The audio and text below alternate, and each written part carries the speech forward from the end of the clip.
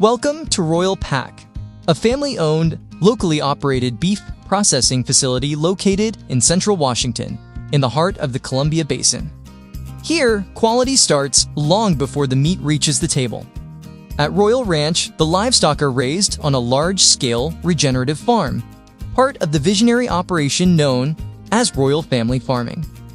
Unlike conventional producers, Royal Ranch has proven that regenerative agriculture can be done at scale, restoring the land while producing exceptional beef.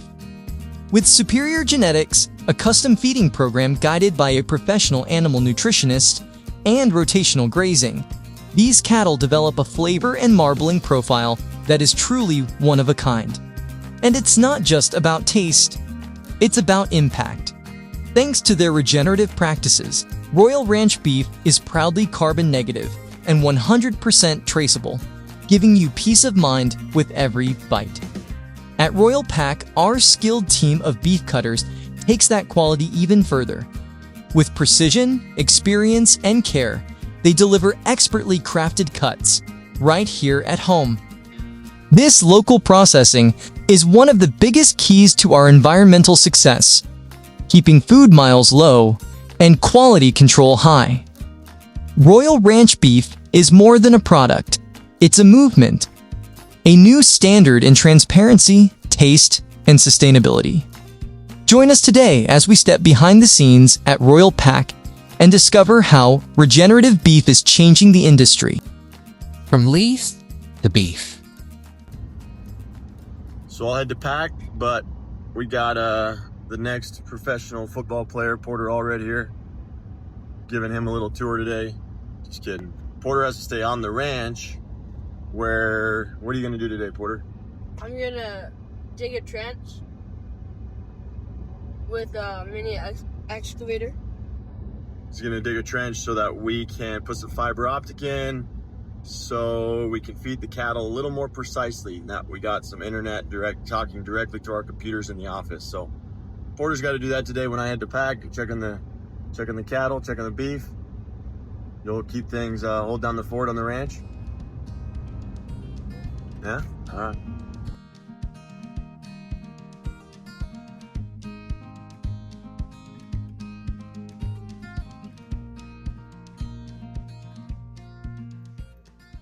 Find myself going to Pack a couple times a week, checking the processing. Usually I'm with the cattle, raising the cattle, but it's fun to go to Pack and visit with the guys and see how the meat looks. Josh, howdy. Quality control manager and everything else here. Run us down. All right, it's a half a carcass. This is Gustavo right here. This is what's called a front shank. He had already pulled the shoulder clot out. Right here, he's working on the brisket. This is the brisket? Yep. Gustavo's a little shy. Guapo Gustavo, huh? You got a smile, buddy. Got an inside skirt. So this is the inside skirt. Brisket. Inside skirt. We're doing Horse skirt. I'll be pulling that off right now. This is the outside skirt? Yeah.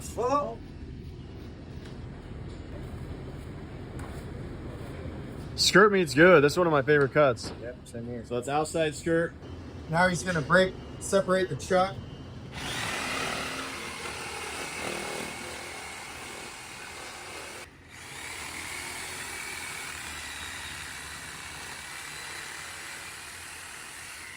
It's your plate right here. This will be your bone-in chuck roll, where your mock tenders and all of that is gonna come from. This is all your ribs and the rest of your plate right here.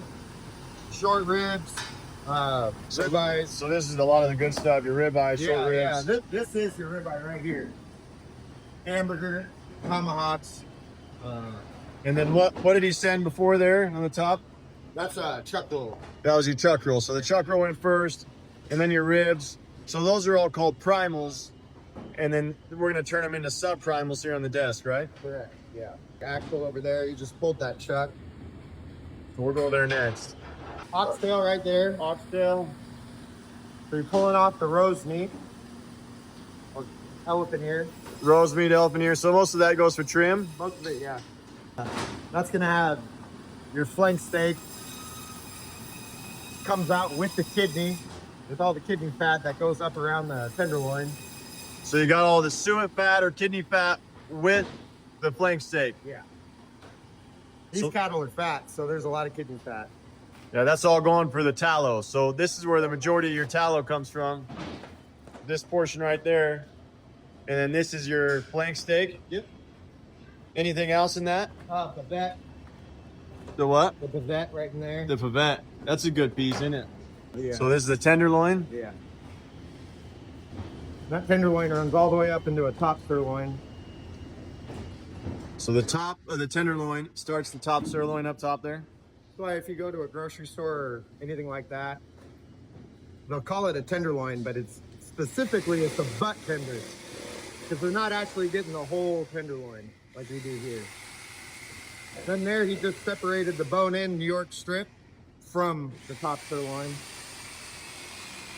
So this face hanging down here, that's the New York strip? Yep. Or a T-bone. If you leave that tenderloin on there, it's a T-bone. Okay. And that's the tri-tip he just pulled up there. Now he's separating the top sirloin from the hindquarter round. So as it starts dropping, this is the New York strip he's pulling off here. Strip right there. And all the rest of that stuff you'll just put in hamburger or what? What's that? Just the rest of the stuff hanging off the New York? Yeah. There's put it not trim. much, but Okay. top sirloin and tri-tip right here. Top sirloin and tri-tip will get broken down later. Yep.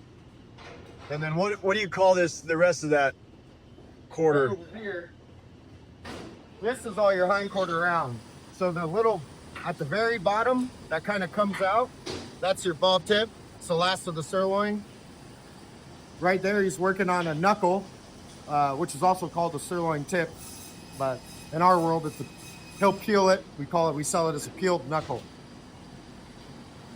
So they'll peel it down the table. And peel it just means take the fat off? Yeah, pretty much. Just a piece that pops off. This here is your top round, or your inside round.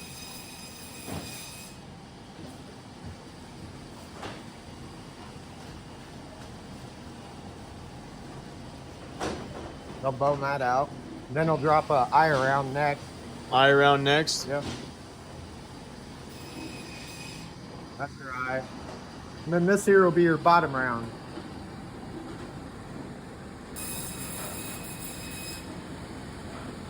And that whole piece is your bottom round. And then that bone right there, that's the main bone that you get if you order a canoe and stuff, yeah? Right, yeah. Yeah, that's it. That's mostly just burger meat. Chicken burger. Yeah. But so you'll trim out the rest of that, and then you'll pull this bone out because we'll sell those to fancy restaurants for the canoes, and you'll order that. Yep. Cut the knuckles off. That's where all your marrow bones come Marrow from. bones and all that. So now the question, being that you're a meat cutter, what's the best cut of meat that we've never heard of? My favorite's oxtails. Oxtails? I absolutely love oxtails. But you know, lots of ribeyes. I like. How about some of those other ones? What's some of the other meats that the meat cutters get that most people don't get because they don't know about? Chuck eyes. That's a big one. Chuck eye? Yeah. The first cut off of that chuck roll over there that Axel's working on. Once he gets it all boned out, the very first cut off of the chuck roll, that's where the shoulder bumps into the ribeye itself. And so those first two steaks that come off, it's like a perfect combination between a ribeye and a chuck. Called a poor man's ribeye, but that's a good one. So what's called that? So what do you buy at the store for that? It comes off of the what? Chuck roll. It comes off of the chuck roll, but then that's this portion of the chuck roll that you cut down into some very specific poor man ribeye. Yeah. So there you're pulling out a paddle bone. I think he just pulled out what's called a mock tender. Yeah. Not a very good cut of meat, but it can be okay. Makes for great lean hamburger. So Axel and team are now breaking those primals that we just saw broken down into what we call subprimals, yeah? Yep. And then the subprimals is generally what grocery stores buy or restaurants who have butchers, and then they'll cut them into steak. All right, thanks, Josh. Hey, thanks, buddy. Since we have stewardship over the cattle from the moment they're born, it's really fun to be able to be a part of every single chapter of their life. We are part of the time when they're on milk, we're a part of the time when they're grazing, we're a part of the time when we're finishing them with that high quality, balanced diet. And then I get to participate in seeing what's underneath the hood when it comes to the marbling and the quality of beef. So it is a great opportunity for Royal Ranch to be involved in the whole process, to have stewardship over top to bottom. At PAC, we are grateful to be able to ensure that we can process those animals with complete humanity and in the highest quality possible. So I'm really blessed to be able to every day participate in the whole process of raising those animals.